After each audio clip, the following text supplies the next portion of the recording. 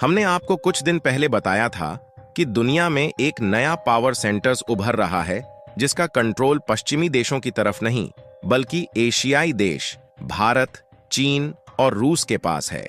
क्योंकि देखा जाए तो आज के समय में दो देशों के बीच का जो ज्यादातर इंटरनेशनल पेमेंट सिस्टम है उसका कंट्रोल अमेरिका और यूरोप के पास है, जो कि स्विफ्ट नेटवर्क के जरिए मैनेज किया जाता है। लेकिन हाल ही में भारत, रूस और चीन के साथ ब्रिक्स के अन्य सदस्य देशों ने एक नए प्रकार की बैंकिंग सिस्टम को डेवलप करने का निर्णय लिया और इस नए तरीके के सिस्टम का इस्तेमाल करके ब्रिक्स में शामिल सभी सदस्य देश अपनी निर्भरता को अमेरिकी नियंत्रित स्विफ्ट पेमेंट सिस्टम से हटा सकते हैं।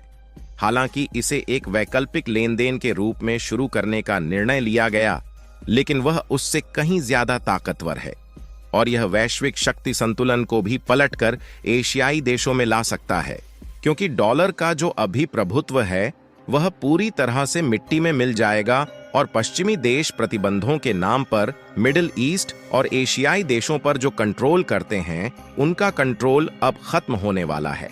लेकिन हैरानी की बात देखिए कि यह बात दुनिया समझती तो ठीक था, लेकिन अमेरिका ने खुद ही यह बात सोच लिया है कि उनका प्रभुत्व मिट्टी में मिलने वाला है। और हाल ही में खबर निकल कर आ रही है कि अमेरिका के द्वारा ब्रिक्स के खिलाफ भरपूर कोशिश की जा रही है ताकि भारत, रूस और चीन जो प्लान लेकर आगे बढ़ रहे हैं इनका प्लान किसी न किसी तरीके से रुक जाए। पूरी अपडेट क्या है इस वीडियो में समझेंगे, लेकिन आगे बढ़ने से पहले इस वीडियो को लाइक करके चैनल को सब्सक्राइब जरूर कर लीजिए, क्योंकि आपके लिए तो यह 1 सेकंड का काम है, लेकिन इससे हमारी काफी बड़ी मदद होती है। दरअसल देखा जाए तो कभी कभी कुछ ऐसे कारनामे होते हैं जो कि उम्मीद और सोच दोनों को पार कर जाते हैं, और इस बार ब्रिक्स के सदस्य देशों को लेकर कुछ ऐसा ही हो रहा है। क्योंकि हमने आपको बताया कि ज्यादातर जो एक दूसरे देशों के बीच होने वाला जो पेमेंट है वह स्विफ्ट फाइनेंशियल नेटवर्क के जरिए होता है, जिसका कंट्रोल अमेरिका और यूरोपीय देशों के पास है। यानी कि इन देशों की बैंक और सरकारें दुनिया भर के लेन देन पर पूरी तरीके से नजर रख सकती हैं, और ऐसे में किसी देश को इन्हें रोकना है तो उस पर प्रतिबंध लगा देती है, जिससे वह देश व्यापार नहीं कर पाता। और आज के समय रूस, ईरान और अन्य कई देशों पर इसी तरीके के प्रतिबंध अमेरिका ने लगा रखे हैं, क्योंकि अमेरिका की इन देशों से दुश्मनी है और अमेरिका इन्हें आगे बढ़ता हुआ नहीं देखना चाहता।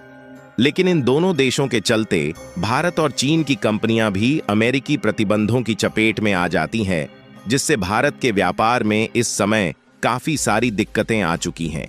इसलिए ब्रिक्स के सभी देश एक ऐसा वैकल्पिक पेमेंट नेटवर्क चाहते हैं जिसके माध्यम से वह स्वतंत्र और सुरक्षित रूप से व्यापार कर सके, ताकि राजनीतिक और युद्ध से जुड़ी समस्याएं व्यापारिक रिश्तों में बाधा न बने।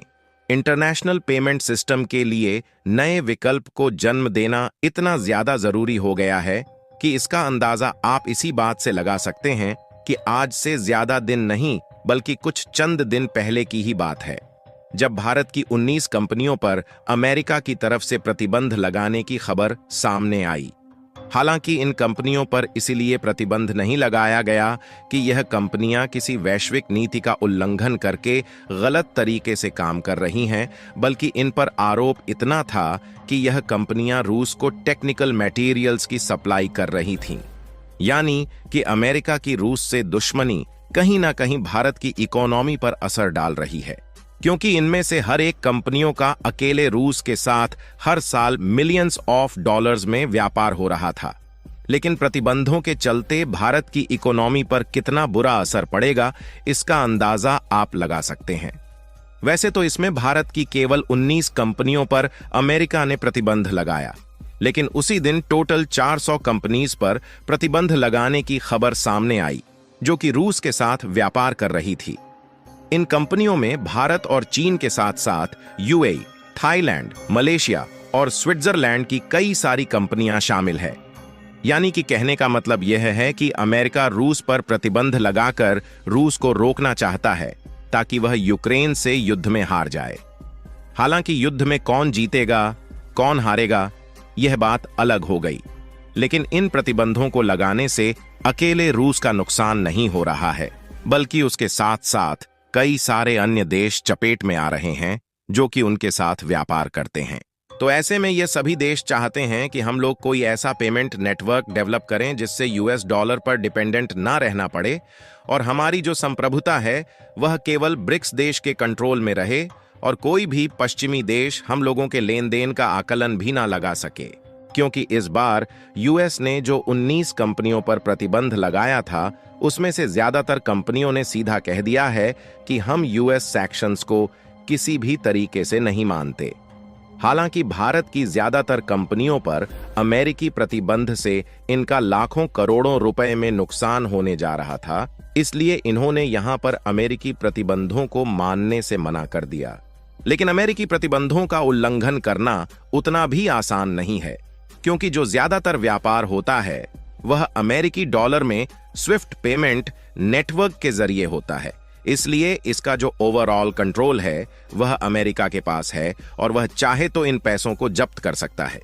लेकिन भारत की यह कंपनियां रूस के साथ यूएस डॉलर में व्यापार नहीं कर रही थीं, बल्कि इसका जो पेमेंट है वह सीधा भारतीय रुपए में हो रहा था। क्योंकि जिन भारतीय रुपए को हमने रूस को कच्चा तेल खरीदने के लिए दिया था, वही भारतीय रुपया रूस भारत को देकर टेक्निकल मटेरियल्स की सप्लाई ले रहा है। तो ऐसे में अमेरिका सैंक्शंस लगाए या फिर कितनी भी उछल कूद क्यों ना करें, भारत की कंपनियां फटकार लगाने के लिए तैयार है।